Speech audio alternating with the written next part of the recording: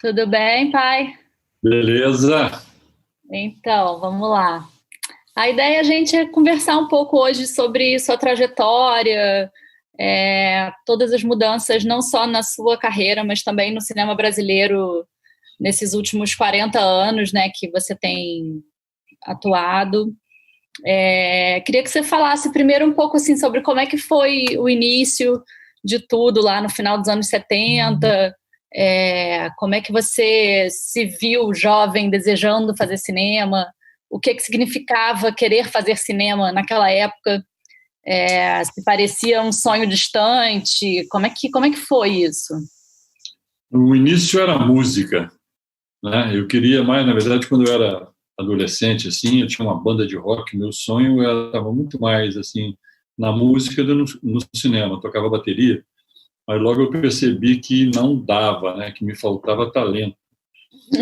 E aí deixei o negócio de música. E no colégio eu estava no Santo Inácio, aqui no Rio, que é um colégio jesuíta, e tinha um cineclube. Toda sexta-feira passava filmes lá, sexta-feira à noite. E aí eles fizeram um curso de cinema. E eu me interessei por aquilo, fiz. Depois entrei em cineclube, estudava na Aliança Francesa, também tinha um cineclube, eu organizava o cineclube. E meu pai tinha uma câmera de 16 milímetros. E eu acho que na vida você vai fazendo aquilo que dá certo, né? Se você é menino, aí você joga futebol, se é ruim, você vai para o basquete, se é ruim, você vai para o vôlei, você vai para uma coisa que... E eu fui entrando no cinema assim devagarzinho. Aí peguei essa câmera do meu pai, fiz um filme, aí achei aquilo bacana e tal, não sei o quê. Depois fiz um primeiro curta-metragem, botei no festival, entrou, fui aceito. Opa, legal, vou fazer outro. E aquilo foi andando, né? Eu não tive formação assim cinematográfica, não estudei cinema, nem havia na minha época assim, escolas de cinema. Logo depois teve a UF, né? Uhum. Em Brasília tinha, mas aqui não tinha, tinha cursos. E eu fiz alguns cursos de cinema. Depois também eu acho que tem outra coisa em cinema, assim, que cinema é turma, né? Cinema é Sim. patota. Cinema é um negócio que você não faz sozinho, né? E aí fui conhecendo gente que gostava e isso, aquilo, fomos fazendo, vamos lá, vamos fazer. E fiz curtas esse caminho, que era o caminho da época mesmo de fazer curtas, sempre em película, né? 16 milímetros, até que um belo dia eu fiz um primeiro filme em 35 milímetros. Cara, quando eu vi assim fisicamente na moviola 35 milímetros, aqui foi, cara, agora sim, agora, né? E junto com, na verdade, essa parceria que começou com a Marisa, né? Que a gente era namorado e ela também estudava jornalismo, mas aí veio para o cinema. No começo querendo dirigir, mas aí depois firmou na produção. E a primeira coisa assim marcante para a gente foi o Leila para Sempre Diniz. É um curta-metragem sobre a Leila Diniz, que tinha morrido 3 anos antes, e a gente fez esse curta. E a Marisa, com essa coisa, essa visão dela, ela foi na TV Globo, né? E eles tinham bobeado, eles não tinham feito nada para comemorar a morte da Leila, que era um mito naquela época. E ela foi lá para vender o filme. Os caras falaram, não, a gente compra o material, o filme como material bruto e remonta aqui. E Uhum. Marisa disse, não, ou o filme inteiro ou nada, né? Isso aí foi o primeiro curta-metragem que passou na TV Globo em 75. Ganhamos uma graninha, né? Fechei, eu estudava comunicação, deixei o curso e daí começamos, aí foi embora. Isso que você falou, né, assim, do cinema, você ter a sua turma, né? Você acredita nisso, assim, que tem uma coisa de um cinema de geração? Porque a geração anterior à sua era a geração do cinema novo, né? Que tem uma coisa muito unida, assim, né? Um discurso coletivo, um pensamento. E você veio numa geração, né? O Zé Joffre, o Duran, foram até roteiristas do Sonho Não Acabou, que foi seu primeiro longa de ficção.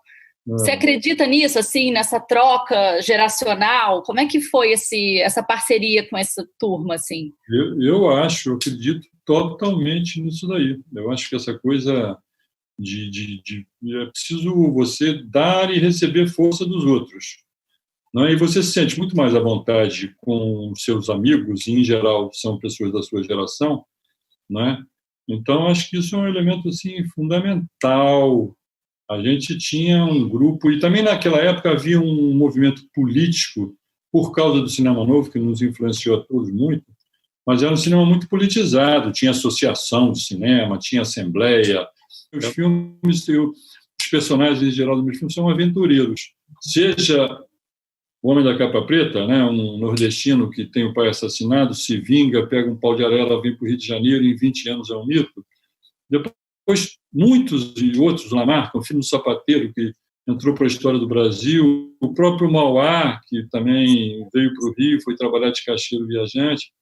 Então, esses filmes, os personagens foram me levando para lugares, né? Muitas vezes até fora do Brasil. Filmei na África, depois filmei também na Inglaterra, e adoro. Então, essa coisa de poder sempre estar viajando e conhecendo os lugares. Eu não sou de viajar, de fazer turismo, eu gosto de conhecer os lugares trabalhando. O cinema me deu... E eu lembro de você contar muito daquela viagem que você foi buscar a locação para fazer o Canudos, né? Que você viajou 10 mil quilômetros no seu carro e encontrou lá no sertão da Bahia aquela Junco do Salitre. E lembro também de uma outra experiência dessa coisa de locação, quando você fez o Salve Geral, que eu era sua assistente de direção, e aí um dia a gente estava no hotel, assim, aí você olhou pela janela e falou, ali, aquela casa vai ser a casa da personagem. Era Jardim Copacabana. E aí a equipe toda descia do hotel a pé, a locação era na esquina, assim. Como é que é? O que você, quando você está procurando locação, o que você está buscando, assim? Por que Junco do Salitre? Por que aquele lugar no meio do sertão? Porque eu acho que procurar locação é o inferno e o paraíso, né? Essa coisa de procurar lugar para filmar na cidade, por exemplo, é igual procurar apartamento para alugar ou para comprar. Você sabe que você vai ver 40 e não vai gostar, e entra todo mundo na van, e sobe, e desce, aí toma um cafezinho com a dona da casa, ela mostra a casa, não serve. Né? Então, isso é um lado chaterésimo que eu acho de cinema. Por outro lado, essa descoberta dos lugares, aí eu acho maravilhoso. Esse negócio do Canudos, por exemplo, eu fiz 2 ou 3 viagens, né? E de carro, e aí, ao mesmo tempo, eu estou conhecendo lugares e com uma ideia na cabeça, uma fixação assim, de um lugar. E quando, de repente, cheguei lá no Junco, olhei aquilo tudo que eu tinha lido, estudado, do Euclides, dos caras, caramba, aqui tem um riozinho que passa, tem uma montanha, né? E era um lugar mágico, que depois virou uma locação de cinema, né? Depois o Andrucha fez lá também. O Eu, Tu, Eles, né? Então, aí é um prazer enorme. O Em Nome da Lei também, eu fui lá para o Mato Grosso, né? E encasquetei que era Dourados. E cheguei lá e era. Né? Então, eu acho que tem esse lado assim de descobrir os lugares, é uma viagem, né? E ao passo que procurar locação, igual procurar casa para alugar, é chato para dedéu. Uma outra coisa que você fala sempre, assim, que eu acho que é uma coisa interessante também, que você fala que tem uma diferença entre o cineasta e o diretor, né? É isso mesmo. São 2 coisas, assim. O que é essa diferença e aonde você se reconhece? Isso é o Polanski, né? O Polanski que falou esse negócio, porque ele fez com o Cassavetes fez como ator o Bebê de Rosemary, né? E, aliás, fez maravilhosamente. E o Cassavetes também foi um grande autor de cinema. Mas aí eles brigaram, e aí o de maldade, o Polanski falou isso, não, sabe qual é aquela diferença? É que eu sou um diretor de cinema e você é um cineasta. O que ele queria dizer com isso? Que o Cassavetes fazia os seus filmes personalíssimos e maravilhosos, mas ele fazia aquilo, ao passo que o Polanski era um diretor de cinema, né? Ele fez a Faca na Água, 3 personagens, né? Cul-de-sac, um filme 4 caras, e ele fez mega produções, né? Ele fez filmes que não eram assim, que não tinham essa autoralidade no nascedouro, né? E eu gosto assim de coisa grande e gosto de coisa pequena também, né? Mas essa coisa me dá prazer assim, um desafio técnico do cinema, Né? Me dá prazer. Mas, ao mesmo tempo, você é um diretor roteirista, né? Que é uma coisa que nem todo mundo, acho que na minha geração, principalmente, isso está ficando mais raro. Né? Não, eu faço cinema porque eu escrevia, pô. Isso que eu disse, que eu não fiz escola de cinema nem nada, mas eu desde garoto que eu escrevia, fazia redação na escola, escrevia. Mas depois fui escrever cinema, eu não tinha experiência nenhuma de set de filmagem, mas eu tinha inventado aquela história.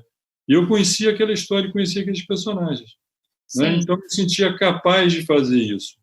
Eu, em geral, sempre nos meus filmes, quase todos os meus filmes, eu escrevi, junto com alguém, a maioria. Com Zé Joffre, com Duran, com Leopoldo Serran. Um ou dois filmes eu não escrevi nada. Por exemplo, La Marca foi o Alfredo Oroz, que era um argentino maravilhoso, que escreveu, eu não escrevi uma linha. O Paciente, com o Gustavo, eu também não escrevi nada. A gente trabalhou muito junto, mas eu não escrevi nada. Mas, em geral, eu sempre escrevi com parceiros. E, algumas vezes, escrevi sozinho. Agora mesmo, o meu último filme, que ainda está paralisado aí com a crise, né? Sim. Mas eu escrevi sozinho, quase nada eu escrevi sozinho, e foi incrível, porque eu me lembro que era uma Semana Santa, a família toda viajou, não me lembro porque eu fiquei no Rio. E eu escrevi o roteiro em 4 dias. Depois não mexi naquele roteiro, filmei o que estava escrito e montei o que eu tinha filmado. Agora, na pandemia mesmo, eu escrevi um roteiro em 7 dias, pô. Alguma compensação Deus tinha que mandar. Né?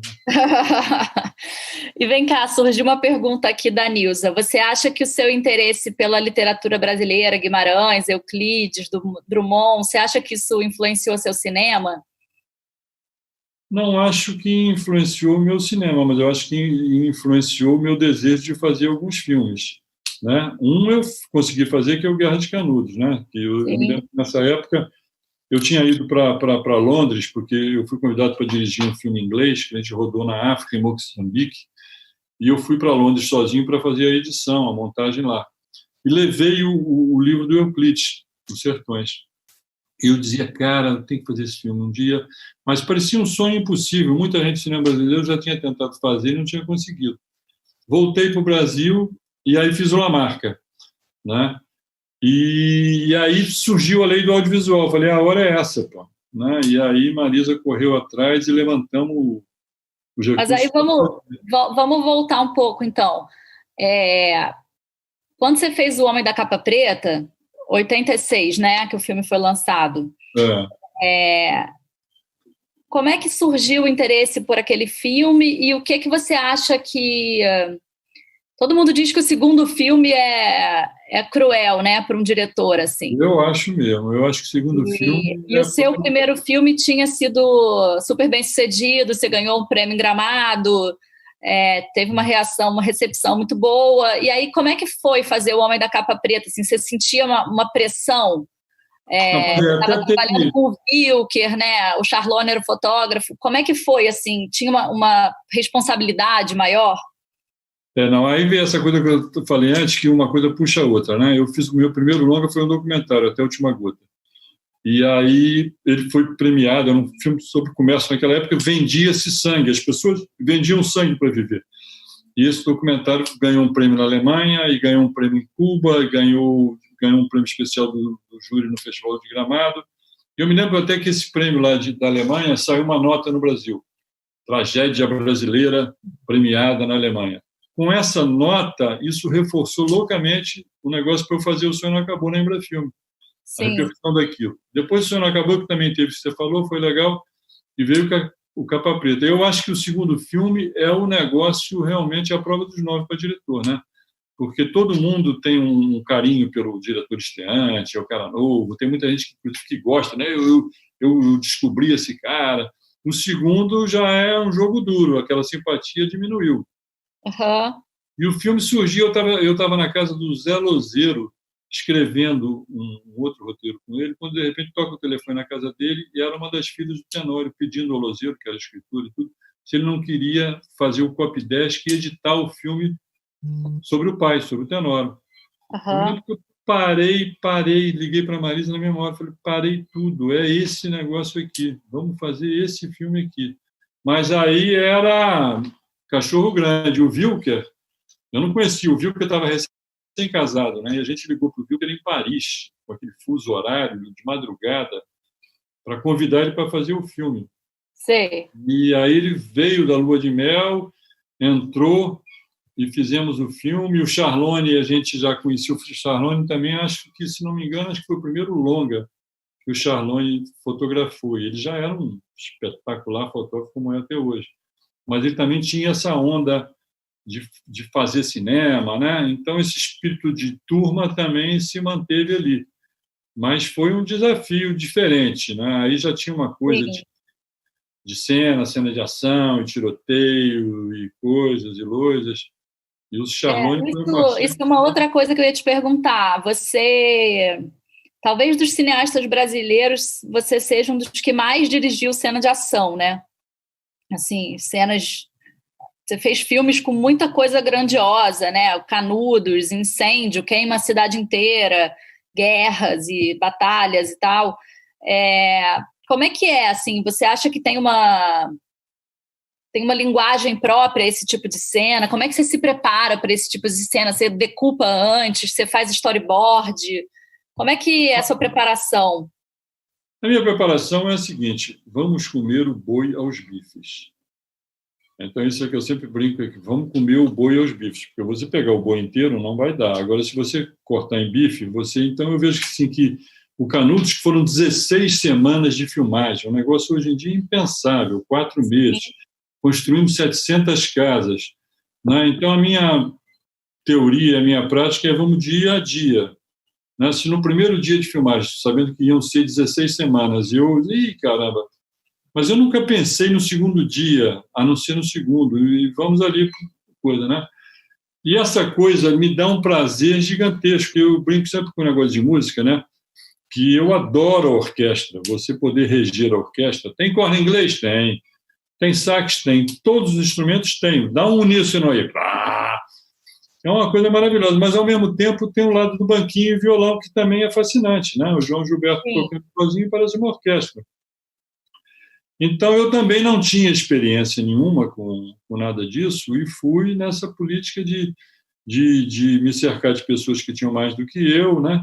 E parcerias, e vamos lá, vamos ver como é que funciona, o que não funciona, né? Fui muito nessa tentativa e erro. A gente, no final das contas, também é o óbvio, né? Você aprende, você só aprende com o erro. Você jamais aprende com o que dá certo. Se você faz a primeira vez e deu certo, você vê, graças a Deus, mas você não aprendeu nada, aconteceu. Quando você erra, aí sim, eu errei aonde? Errei aqui, errei na decupagem, errei na luz, errei numa indicação no movimento de câmera, né? E você vai afinando a pontaria, né? E é cruel, né? Porque eu acho que num set... a gente está sempre com pouco tempo para filmar e talvez o diretor seja a pessoa que tem menos direito de errar, né? Assim, é isso aí. Se o maquiador borrou, você vai esperar ele consertar a maquiagem, né? Se o figurino descosturou, você vai esperar alguém costurar, mas se o plano não ficou bom, às vezes não vai dar tempo de fazer outro, né? Você vai ter que se ajeitar ali. O luxo do cinema é o tempo. Né? E sempre pode, como no Canudos, já foram 16 semanas, eu queria mais 5. Você nunca está satisfeito com o tempo, né? Você quer sempre mais. E tem essa coisa assim do erro no cinema, né? Que é um negócio muito gozado, assim, não tem nada a ver exatamente com o que você está falando, mas é assim, todo mundo no cinema erra. E pode errar, e errar é humano. Né? O ator errou. Ok, vamos de novo. Fulano errou. Ok, vamos de novo. Você errou, vamos de novo. Se a produção erra, há uma má vontade com a produção, né? O nego sempre acha assim, que se a produção errou, não foi porque erraram o humano. Se a comida chegou atrasada, é porque alguém está a fim de sacanear. Se o carro não chegou, alguém está... Não é que o cara errou como todo mundo erra, né? Mas eu acho que a gente é um pouco preservado disso, né? A gente pode errar, mas não pode errar demais também, porque aí senão a moral vai caindo, né?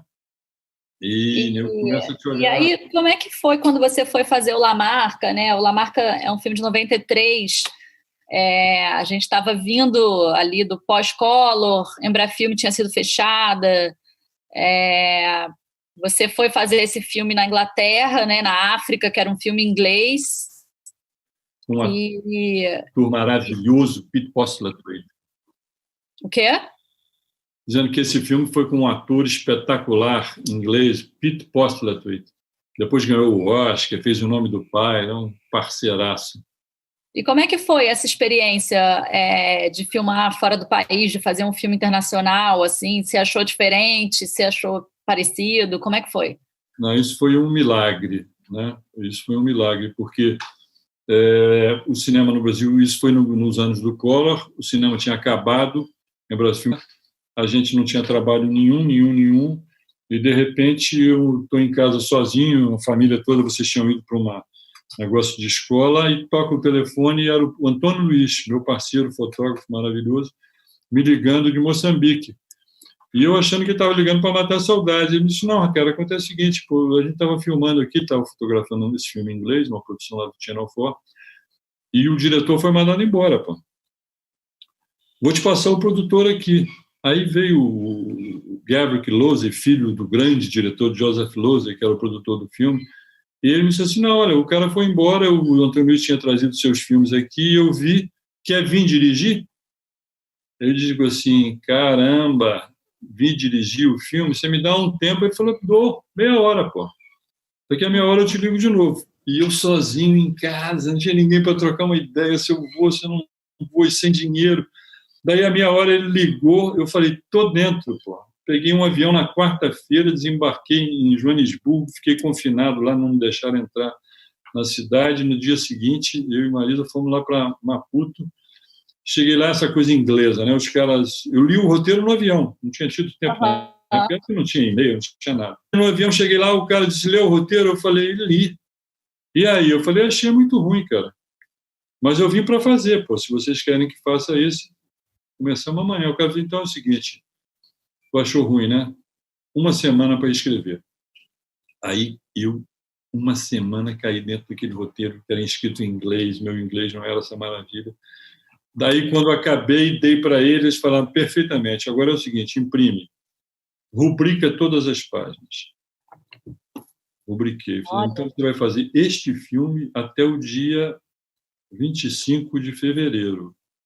Me deram tudo antes, mas aí tinha aquela coisa do rigor, né?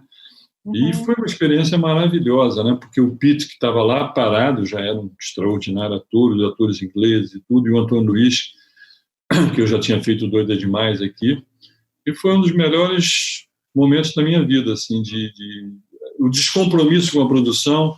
Eu tinha que fazer as coisas, entregar, mas eu não estava preocupado se tinha dinheiro, se não tinha, era problema da produção. Depois fui para Londres, né?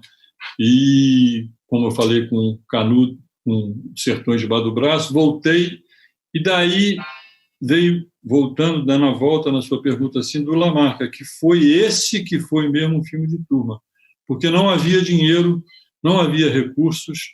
A Marisa descolou lá um polo de cinema no Espírito Santo, pegava um ônibus de tardinha aqui, viajava a noite inteira, chegava lá em Vitória, tinha reunião lá com os caras de lá, o dia inteiro, aí pegava o ônibus de novo, voltava para o Rio, e a gente foi assim, e juntou essa turma, todo mundo ganhava o mesmo salário, o Paulo Betti, o Antônio que fotografou, o Zé Era um sistema meio cooperativa. Total, assim, no tapa, vamos fazer, tinha essa coisa de fazer mesmo no tapa, né? Eu já tinha trabalhado com o Paulo, com o Betti, no Doida Demais, aí depois viemos a trabalhar muitas vezes, então esse filme foi muito, muito, muito essa coisa de turma, né? de vamos pegar a bandeira do cinema e vamos à frente.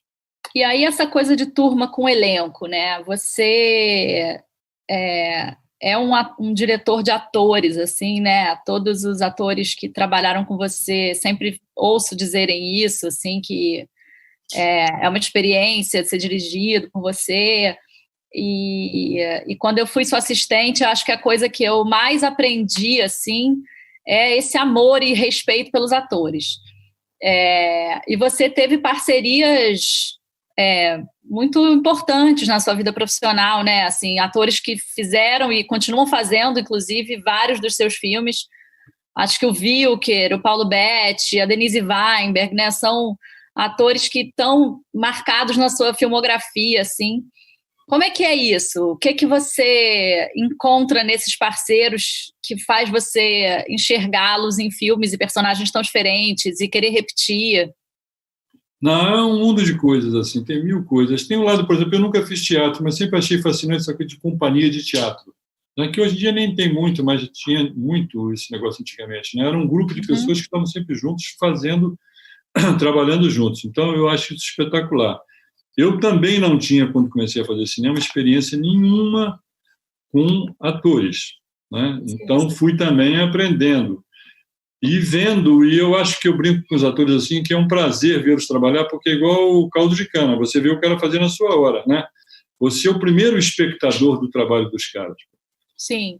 Pô, então isso é um negócio espetacular, né? E eu me lembro que tem pessoas que às vezes é uma coisa mais fluida e pessoas que têm um pouco o negócio de um certo atrito criativo, que é bom, eu acho também. O Wilker, embora a nossa diferença de idade não fosse tão grande, mas o Wilker já era um mito. Eu era rapaz e ia no Teatro Ipanema ver o Wilker, era Chine Azul, né? Então ele já tinha feito o diabo. E o Wilker é jogo duro assim, no set, né? Ele não dá refresco, pô. Ele deixa uma tensão que eu acho que também que é boa, porque eu acho que tem uma coisa fundamental em cinema e na criação que chama-se concentração. Você não perder a concentração. Eu detesto esse bate-papo de set, um negócio ali, e o Wilker ele estimulava muito isso. Depois foi uma das maiores emoções assim da minha vida, quando o filme ficou pronto, e a gente fez uma cabine para o Wilker ver, ele foi com a Mônica, que era a mulher dele, lá no Escalo Barreto. Cara, e quando acabou o filme, o Wilker estava chapado, né? Não só com o filme, também com o trabalho que ele tinha feito, né? Quer dizer, aquele negócio assim, de falar, mas aquele caramba, we got it, deu. E daí a gente estabeleceu uma parceria e eu brincava sempre com o Wilker. Nos outros filmes eu falava, Wilker, você escolhe igual time de futebol, você escolhe a camisa que você quiser jogar, pô. Bota a camisa numa mesa que você tira aí, que é de 9, que é de 3. Fizemos muitos filmes juntos, e não só como ator, mas o Wilker no Canudos, ele foi parceiro, ele foi coprodutor do filme. Ele foi produtor, né? Como é que é aquela história de vocês em Nova York, com ele, provando a barba, não foi? Não, Marisa que foi, eu não fui, tinha que usar aquela peruca e aquela barba, não sei o quê. Aliás, esse é outro negócio, um efeito especial que veio essa turma do México, né? Mas aí, ele era aquele parceiro, assim, ele pagava tudo, mas eu ia com ele lá, ele pagava tudo, pagava hotel, ele pagava restaurante, ele tinha muito mais grana que a gente, né? E ficamos amigos, grandes amigos, né? O Zé. Eu, aliás, nunca chamei, todo mundo chamava os amigos, chamavam o Wilker de Zé. Ô, Zé, e eu, aquela coisa assim, meio Wilker. Sei. E ficamos amigos até, em suma, até essa... A vida toda. Vocês também fizeram muitos filmes juntos, né? Paulo também. O Paulo a gente começou... Era o Paulo, Vera Fischer, parceira maravilhosa, e o Wilker. O Wilker já era a segunda vez, o Paulo era o primeiro, e Vera e locação. Fomos para a Bahia, fomos para a Barreira, né? Charlone fotografando de novo uma grande parte do filme, depois no final o Antônio Luiz entrou. E Paulo a gente fez, sei lá, 7 filmes, né? A gente fez o Doida, e depois fez o Lamarca, ele fez o Canudos, ele fez o Mauá, fez uma participação no Zuzu, né? E fez o Paciente, fez o Pinote, aquele grande parceiro também, né? Sim. E eu acho que essas parcerias assim são a Denise, pô, Denise porque a Denise, queria falar uma história, Denise, né? Que quando você fez o Salve Geral, a gente, eu também era assistente de direção, né? E eu te ajudava a escolher o elenco. E a gente ficou buscando loucamente uma atriz para a Fazenda Ruiva. E a Denise conhecia todo mundo do Teatro de São Paulo, o filme ia ser todo em São Paulo. Ela foi quase uma produtora de elenco, né, pra gente, assim, ali indicando todo mundo, passando os telefones. Totalmente. Maravilhoso. E aí, no final das contas, ela pegou a personagem, né, e fez lindamente. Lindamente. Não, Denise, ela já tinha... eu conheci a Denise, né, por causa... No Canudos, o Hernani Morazada, na época, eles foram para fazer o filme. O Canudos. Depois ela fez também no Mauá. Daí eu vim para o Banquinho e Violão, que era Quase Nada, né? Um filme que eu fiz na casa do meu pai em Minas, a equipe eram 10 pessoas, a gente rodou em 3 semanas, o elenco eram 5 pessoas, não tinha figuração, e a Denise arrebentou também ali. E no Salve Geral teve essa coisa, né, que eu queria, como era um negócio em cima daqueles ataques em São Paulo, eu não queria botar atores muito conhecidos. E a Denise, que é carioca, mas estava morando em São Paulo, como mora até hoje, me indicou a turma toda, né, e teve experiências, assim, coisas maravilhosas. Eu me lembro que uma das personagens, ela trouxe uma atriz, mas que era meio atriz, não era exatamente profissional, mas eu fiquei encantado com essa atriz, né? Ela fez uma coisa incrível. E depois ele me contou que no último dia de filmagem, quando elas estavam voltando juntas de carro, né, lá de Campinas para São Paulo, essa atriz dentro do carro deu uma ziquezira nela, como se ela tivesse assim, um negócio. A Denise falou, ela achou que ela estava passando mal, mas ela falou, cara, ela encarnou aquele personagem, dentro, voltando, acabou a missão cumprida, ela e saiu do personagem, né? Então, e agora, de novo, no Jardim Secreto, nesse último filme, de novo, mais uma vez com Denise, né? E aí o pessoal está falando aqui, você falou do Hernani, e como é que é aquela clássica história do sensacional? Conta aí. Não, Hernani, isso foi isso, porque o Hernani ele fez o Canudos, né? E depois ele fez o Lamarca, né? E o Hernani, aquela coisa, não sei o que lá. E eu tinha uma coisa que toda vez, porque também é uma das minhas estratégias de cinema, né? Eu não acho que ninguém cria debaixo de chicotada, né? Eu acho que criação, um ator, você tem que tratar com carinho, né? Então, em geral, rodei uma cena, acabou, corta, e eu sempre digo, sensacional. Vamos fazer mais uma vezinha. Mas eu acho que, bom, em vez de dizer, foi uma porcaria, você está péssimo outra vez, não, sensacional, mas vamos de novo. Vamos melhor. E o Hernani tinha um pouco esse negócio, que era novo, ele era de teatro, conhecia pouco cinema, né? E dizer, pô, cara, o Sérgio, toda vez que eu estou arrebentando, porque eu corto, ele diz assim, sensacional. Até que um dia ele foi almoçar, a gente foi almoçar, ele foi antes de mim, eu fui antes dele, e quando eu já estou saindo lá da cantina, ele está chegando, e ele me pergunta, e aí, como é que está o almoço aí? Aí eu falei, pô, sensacional. Ele entrou para comer e achou que a comida era uma porcaria, estava péssima. Ele falou, cara, meu mundo caiu, pô. Ele falou que é sensacional essa comida, ele falou que eu sou sensacional. Se eu for igual esse frango aí, eu estou perdido. E aí ele espalhou, na verdade.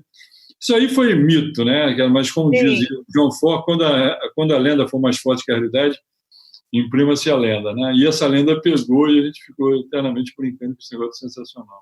E aí, ainda nessas coisas de atores, né? Como é que é, assim, você, em geral, você escreve um roteiro já pensando na escalação?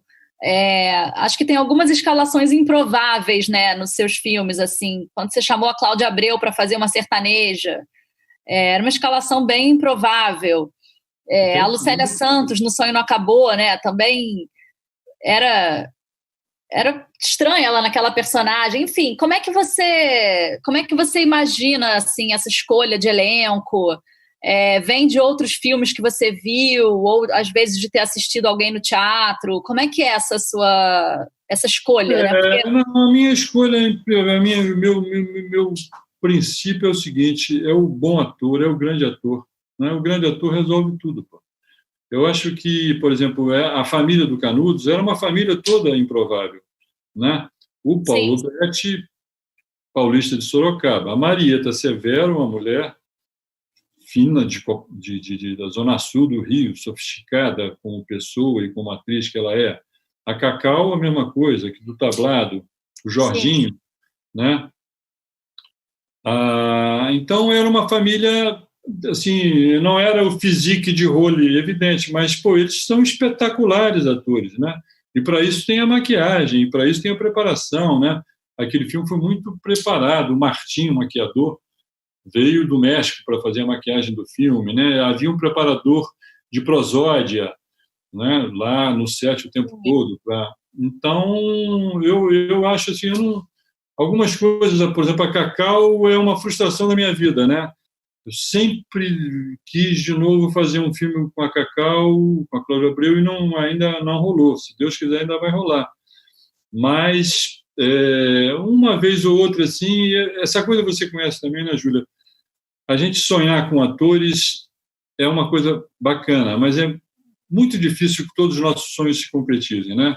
As agendas não permitem, as coisas não, né? Eu luto, por exemplo, no Salve Geral, eu lutei pela Andréia Beltrão. Eu me lembro. Você esperou a Andréia muito tempo, atrasou o filme, Atrasou o filme, esperei, como agora a Andréia Horta, eu esperei também. Daí também queria, cismei com ela, né? E ela estava com compromisso e a gente esperou. E depois, quando finalmente o filme atrasou muito, quando ela só podia, na agenda dela, 12 dias. Era o que tinha para a gente fazer o filme. Sim. E eu fiz em 12 dias, porque era... Né? Então, quando a gente sonha e consegue ter aqueles atores que a gente sonhou e tudo, é uma maravilha. O Juca de Oliveira, no Onde Anda Você, eu também, que era o Juca. Tinha que ser o Juca também, agora esperei. Às vezes não dá para esperar. Claro. E a gente muda. E até o Juca mesmo me ensinou uma coisa assim, a experiência dele na vida no teatro, no cinema, ele disse, Sérgio, a troca sempre é para melhor. Não fique sofrendo, não. Lógico. Né? E eu, muitas vezes que pensei numa pessoa, acabei fazendo com outra e sempre deu certo.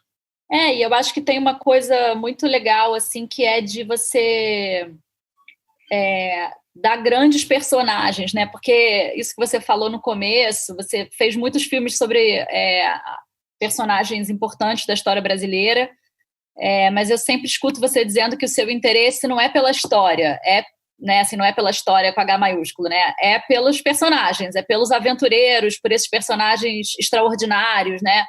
Totalmente.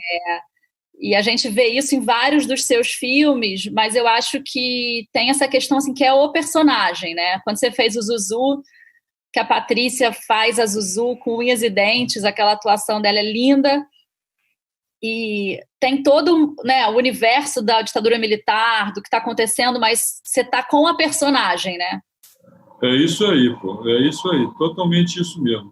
Mesmo nos meus filmes que não são inspirados em coisas reais, nem nada, também é isso, como eu estava falando assim, doido demais. O que é? Pô? É a história de um piloto de avião do garimpo, pô. Um aventureiro, pô. Um cara que está lá no garimpo transportando garimpeiro que de repente se apaixona por uma pintora, né, e vive uma aventura com essa mulher. Uhum. Né? Então, esse lado assim, das trajetórias dos personagens, como era também, até no Sonho Não Acabou, aquele negócio lá de um mecânico de automóvel e de um filho de um senador, essa amizade improvável, né? Então, e eu acho que as pessoas, às vezes, também têm com esse negócio dos filmes históricos, rotulam isso de uma maneira um pouco absurda, né? Porque a história do cinema é a história dos países. Se você pega, por exemplo, a história do cinema russo, né, o Eisenstein, o que ele filmou? Ele filmou a história russa. Né? Ivan o Terrível, Alexandre Nevsky, de Outubro, ele está contando, mas isso não é filme histórico. Né? O cinema americano, eles fizeram dos seus personagens e dos seus assuntos gêneros de cinema. Né? O faroeste, o western, é a história americana, da conquista do oeste. Você vai, assim, não é um gênero, filme de guerra. Que guerra? Isso é uma guerra do americana. Né? Então, eu acho que tem uma coisa assim de você, do cinema, que também vem, para mim, um pouco daquele negócio, como a gente falou, assim, da minha formação, do cinema novo, né? De compromissos com o Brasil. Né? Eu até hoje em dia estou um pouco assim, pensando um pouquinho diferente. Eu acho que o cinema brasileiro é muito realista. Né? E eu descobri um pouco assim, um interesse em mim pela fábula. Né, por essa coisa não muito realista, que o cinema brasileiro também, quando fez, foi um estrondo. Né? Você pega assim, Macunaíma, né? Ou, de um outro sentido, o Ariano Suassuna, né? O filme do Guel, que é uma fábula, né? Então, eu agora estou até pensando em um novo projeto e tudo, fico pensando um pouco, mas antes eu tinha muito esse negócio no cinema realista da história brasileira, um compromisso com o meio político também, né? E no Zuzu Anjo, por exemplo, né? Essa coisa da Patrícia, que deu a consistência àquela mulher, né? Mas a aventura da Zuzu é uma aventura humana, né? Tem o Brasil, o filho assassinado, a coisa, mas tem uma mulher, uma mãe. É a história de uma mãe atrás do seu filho, de descobrir onde é que está o seu filho. Sim. Então, eu acho que essa humanidade dos personagens é a coisa que a gente tem que sempre que buscar, né? É. E aí, voltando de novo um pouquinho na ordem, né? O Canudos, ele na época foi a maior produção, o maior orçamento de um filme brasileiro, né? Se eu não me engano, eram 6 milhões de reais, né? Na época era a paridade do dólar e real, então eram 6 milhões de dólares, né? Sim. E era uma produção muito ambiciosa, assim, né? Como é que foi aquilo? Deu medo de contar essa história, assim, como é que foi, né, reger aquela equipe enorme naquele fim de mundo e longe da família e longe de casa tantos meses, assim. Eu lembro que eu até fui morar na casa da minha avó esse ano, né, que vocês estavam filmando Canudos, porque Quase um ano que a gente ficou lá. Vocês ficaram um ano longe. E como é que foi essa experiência? Foi um prazer gigantesco. Não senti medo de nada, de coisa nenhuma. Senti prazer, tudo cotidianamente prazer de fazer, de estar lá fazendo, né? Mas com a gente também, eu acho que, na verdade, o medo se dissipou porque a gente preparou as coisas incrivelmente, né? Eu me lembro que, como é esse filme, muita gente do cinema brasileiro já tinha tentado fazer, não tinha conseguido reunir os recursos, essa coisa toda. E aí, cenografia, como é que vai fazer o cenário desse negócio, né? Então, Marisa teve uma ideia de chamar vários cenógrafos e pedir a eles uma proposta. Como é que vocês fariam isso? Um cara disse, não, eu levaria para lá uns 20 cenotécnicos, vão fazer aquilo de papelão. O outro, eu vou fazer assim, assado, não sei o quê. Até que veio o Claudinho Amaral Peixoto, que era jovem também, estava começando a carreira, ele disse, não, eu proponho fazer o seguinte, vamos fazer de verdade, pô. Vamos fazer de verdade, nós vamos para lá, vamos usar a população de lá. Eles fazem essas casas, eles sabem fazer. O que nós, a produção, fez? Vinha trator e caminhão, botava toneladas de barro lá. Outro caminhão trazia palha. E contratamos a gente da região para eles fazerem as casas que eram as casas que eles mesmos viviam. E fizeram 700 casas, né? Então, e depois queimamos aquilo, e queimamos com 5 câmeras filmando aquele negócio, bota fogo, incendeia de verdade, né? Então, não havia no Brasil também, né, esse desafio dos efeitos especiais, de gente para fazer. Nós tivemos a ideia do México, que é uma coisa que tinha muita experiência de coprodução com os Estados Unidos, mas era um país mais próximo da gente, culturalmente. E aí veio o Farfán, que hoje trabalha até hoje, é chefe, parece, na Globo, de efeitos especiais, e ele trouxe uma equipe de mexicanos, né? 5 ele chefiando, mais o Javier, que também ficou no Brasil, que era brasileiro, dublê, o Martim, que era maquiador, e mais outros. Então, a gente cercou de um time, né? O Antônio na fotografia, ele filmou grande parte do filme com 2 câmeras, e a filmagem, mesmo no dia que deu problema, não é? Que um dia capotou um ônibus com não sei quantos figurantes, né? O exército de Petrolina lá nos cedeu os recrutas para fazer a figuração. Todo dia, eu me lembro que era um negócio louco, assim, de 700 pessoas por dia na figuração, 500. Não tem a história do 20 mil copos d'água num dia? Não, e aquele negócio aqui no meio do sertão lá, teve um dia que distribuiu 20 mil copos d'água, né? Aquele calorão de matar, e aqueles copinhos não dava nem para botar na geladeira, né? Muita gente também levava para casa, o que sobrava para cozinhar e tudo. Foi uma aventura maravilhosa, né? Sim, existe uma diferença nessa relação quando o projeto vem do produtor ou quando com você? Eu acho que não senti muito muito isso, né? Eu acho que tem um pouco a personalidade das pessoas, né? A Marisa é muito mais opinativa, né? Nos detalhes do que isso que eu estava falando, por exemplo, do Joaquim, né? Sim. A Marisa tem esse negócio de participar, né? E às Sim. vezes de participar um pouco, chegou um momento assim que isso trata atrito, né? Que você está achando que aquela participação, ainda que as opiniões possam ser boas, não é uma questão disso, mas é você sentir o teu espaço um pouco invadido. Sei. Né? E eu acho, mas como eu estava dizendo mesmo com os atores, eu acho que são maneiras um pouco diferentes das coisas andarem, né? Eles fluem muito e tem coisas que nessa fricção funcionam também. Sim. Né? Já com a Érica, por exemplo, é mais o estilo um pouco mais do Joaquim, né? De confiança, de não vamos dividir as tarefas, você dirige, eu produzo, né? Então, eu não sei, eu por temperamento também, eu não sou muito de conflito, né? Eu não gosto muito de conflito. Sim. Acho que conflito às vezes perturba um pouco as coisas, né? Sim. Então, mas não acho que isso altere muito o resultado das coisas. A gente sempre chega a um bom ponto, né? E uma outra coisa, nesses filmes, né? Eu me lembro eu criança te acompanhando na sala da moviola, né? Na montagem. E como é que foi essa transição da película para o digital, né? Da moviola para o Avid? Você sentiu uma transformação no seu processo também, em função da ferramenta? Como é que foi isso? Não senti. Falando a verdade, não senti não, porque é igual isso que nós estamos fazendo aqui agora. Isso que nós estamos fazendo aqui é uma entrevista. Sim. Mas o que se dá isso é live, isso está sendo transmitido ao vivo. Né? Mas o que nós estamos fazendo é bater um papo. O cinema também é um pouco isso assim, né?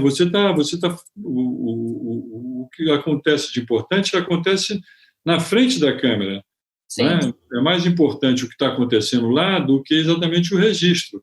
É claro que mudou, é claro que as possibilidades aumentaram incrivelmente, é claro que a atenção que havia com o custo do negativo era uma coisa real. Pô. Você tinha lá 100 latas para rodar um filme. Quem tinha muito dinheiro rodava 200 latas. Hoje, em digital, é como se você rodasse 1000 latas. Sim. Não há mais essa pressão do negativo, do laboratório, né? Então, essas coisas alteraram a marcação de luz. Agora, eu com o Felipe Heinheimer, que a gente está marcando a luz do último filme, e por causa da quarentena, nós estamos fazendo isso digitalmente. Pô, a O2, o técnico vai lá, o Fabinho marca a luz, manda um link, a gente vê, ele na casa dele, eu na minha, e então são... Mas isso mudou essencialmente a luz de um filme? Eu acho que não. Né? Quando a luz era marcada num laboratório, numa sala escura, aqueles marcadores que eram caras geniais e tudo, eu não acho que isso mudou a essência do cinema. Né? Acho que tem fotografias maravilhosas da década de 50 e tem coisas estupendas hoje com efeitos digitais. Então, eu acho que o que está na frente da câmera é o que conta. Eu acho que economicamente houve mudanças muito grandes e a nosso favor, né? Sim. E o seu processo, esse processo de finalização, né? É um processo uma etapa que eu acho que você é sempre muito presente. Você gosta de ficar na ilha todo dia. Sua relação com os músicos também, né? Os trilheiros, assim. Como é que você leva referência, seja para montagem ou para o músico? O que faz você, em termos de trilha principalmente, né? Assim, tem algum som que você leva para o trilheiro e fala, eu quero alguma coisa por aqui? Como é que é o seu processo, né? Você trabalhou muito com David Tigel. Eu sou analógico. Eu sou analógico, né? Então, por exemplo, montagem. Eu monto o filme junto com o montador, porque tem muita gente que está filmando e o montador está montando, ou depois, quando vai lá, aparece uma vez por semana, eu sento lá na sala e fico lá o tempo todo, né? E não vejo outra maneira de fazer isso, né? Eu faço tudo eu quero estar junto, né? A edição de som Eu quero estar lá acompanhando a edição de som. Eu boto um vento aqui, um vento isso, um vento aquilo. Música, mesma coisa. O Davi, que a gente, parceiraço, fizemos 7 filmes juntos aqui. Esse filme em inglês, o Davi foi para a Inglaterra para fazer a trilha também. Né? Tinha feito Capa Preta. E eu, por esse meu gosto por música que eu falei lá no começo, que eu gostava mais de música do que de cinema, pô, eu quero ir à gravação, eu vou à gravação de música, quero ficar lá, tenho prazer em fazer aquilo. Mas na parte da criação, eu me lembro que teve uma experiência, eu e Davi, que foi muito rica, porque quando eu fiz o Quase Nada, e aí eu ia para casa, né, todo filme eu vou para casa do Davi, ele me mostrava as ideias. E era um filme rural, e a primeira coisa que o Davi me mostrou era um temazinho com uma viola caipira. E eu falei, pô, Davi, olha só, cara, o ambiente é rural, mas a música não é sobre o ambiente rural. A música é sobre a cabeça do personagem, pô. Sim. Então, não tem viola caipira, isso é do cenário. E o Davi teve um saque maravilhoso, que ele foi depois foi lá para um armário dele, pegou os copos de cristal que ele tinha herdado da mãe e fez aquela coisa com o dedo, com um copo de cristal, né? Aquela sonoridade, e aquilo era o tema do filme, que era tudo que eu podia sonhar. Acho que é uma das melhores trilhas que a gente fez, que com base foi esse negócio assim. Legal. Então tem muito essa troca, né? O Davi, que é parceiro. Quando a gente fez, por exemplo, o Canudos, o Edu Lobo fez a trilha, e o Edu é um dos mitos da minha vida, de música, admiração pelo Edu, né? Eu estou vendo aqui, está no YouTube. E a gente também ia para a casa do Edu e a gente ficava lá marcando, e o Edu, onde começa a música, em que fotograma, o Edu é extremamente rigoroso com isso, né? De fazer. São experiências diferentes. O Pedro Bronfman, né, que trabalhou muito com o Zé Padilha e trabalha ainda, né, e ele fez a trilha do Em Nome da Lei em Los Angeles. Uhum. Né? Eu nunca estive com ele durante o processo da coisa, era sempre trocando informação, ele me mandava de lá. E agora com o Berna, né, já voltamos um pouco ao mundo analógico, de estar junto, de conversar. Cristóvão Bastos, que fez 2 trilhas, né, que é um pianista maravilhoso, que não dominava nada de tecnologia. Né? Aí o Zé Nogueira, que era o parceiro dele, que dominava essa coisa, mas o Cristóvão sentava no piano e mandava. Né? Então, essa coisa que é esse prazer assim também de ver o cara criar na sua frente. Pô, eu não abro mão disso aí de jeito nenhum. E aí você falou que trabalhou com o Edu Lobo, né, que era um mito para você. E aí eu lembrei da sua experiência recente com o Otton Bastos no Paciente, né? Que é outro mito, né? Não, esses caras, o prazer de trabalhar com esses caras que eram assim, os atores míticos, né? E que eu fui tendo a chance de trabalhar com eles. Alguns fiz mais de um filme. O Otton a gente fez 3 filmes, né? Ele fez o Tancredo Paciente, mas ele já tinha feito o Zuzu e ele fez o Mauá inacreditavelmente bem, porque o Mauá, o personagem do Mauá, 3 atores fizeram o Mauá, né? O Jorginho Neres, depois o Paulo Betti jovem, depois o Paulo Betti maduro e o Paulo Betti velho, com maquiagem, não sei o que, não sei o que lá. Eram 3 fases diferentes. Sim. E o Otton fez um personagem que contracena com os 3 fases, com a mesma caracterização, com a mesma figura, e ninguém nunca achou que aquilo estava errado, porque ele fez aquilo de uma tal maneira que você comprou aquilo tudo incrivelmente. Né? Então, o Otton tornamos-nos grandes amigos. Né? O Carvana, que também eu tinha uma admiração pelo Carvana, acabei trabalhando com ele, o Pitanga, a Esther Góes, né, que fez a Dona Risoleta, mas que já tinha feito a série também. Então, esses atores que eu via no teatro e que tinha oficina, né, poder trabalhar com eles e estar... Para mim, foi sempre um orgulho, assim, uma honra, um prazer, né, trabalhar com essa turma toda. Né? E aí, além desses filmes todos que a gente falou, assim, né, que tem esses desafios de serem produções enormes e tal, você também tem um outro prazer, que é fazer os filmes extremamente pessoais, né? Assim, que você mesmo filma. Você tem 2 filmes que são ensaios, né? Que é o Cinema é o Meu Jardim e o outro que é o Sertão Sertões, né? São 2 documentários ensaísticos, assim, que você vai com você mesmo filmando ou com uma equipe mínima. O que esse tipo de filme te permite expressar de diferente de quando você está fazendo um longa de ficção enorme? Eu acho que é a liberdade mais absoluta. Eu sempre gostei de câmera, né? Eu sempre tive câmera. Como eu falei assim, meu pai tinha uma câmera 16mm, pai Arbolex. Depois eu e o Zé Joffre compramos uma Eclair, compramos uma Bollier, compramos uma Eclair. Depois, quando veio o digital, a gente comprou câmera de sociedade, né? E quando veio o cinema digital, eu comprei, junto com o Zé Joffre, a gente comprou uma PD 150. Sim. Uma câmerazinha digital. E eu falei, cara, vou fazer um filme igual o Caçador de Borboleta, pô. Vou fazer um filme sozinho e Deus, pô. Não preciso de liberdade absoluta. Eu acordava de manhã, alguma coisa me interessava, eu vou filmar, pô. Sim. Né? Então, e tinha esse prazer também que eu adoro da bricolagem, né? Faça você mesmo. Então, esses filmes, os 2, né? O Cinema no Meu Jardim, que eu filmei durante, sei lá, 1 ano, 2 anos, viajava, filmava, ia descobrindo coisas, uma coisa puxava a outra, né?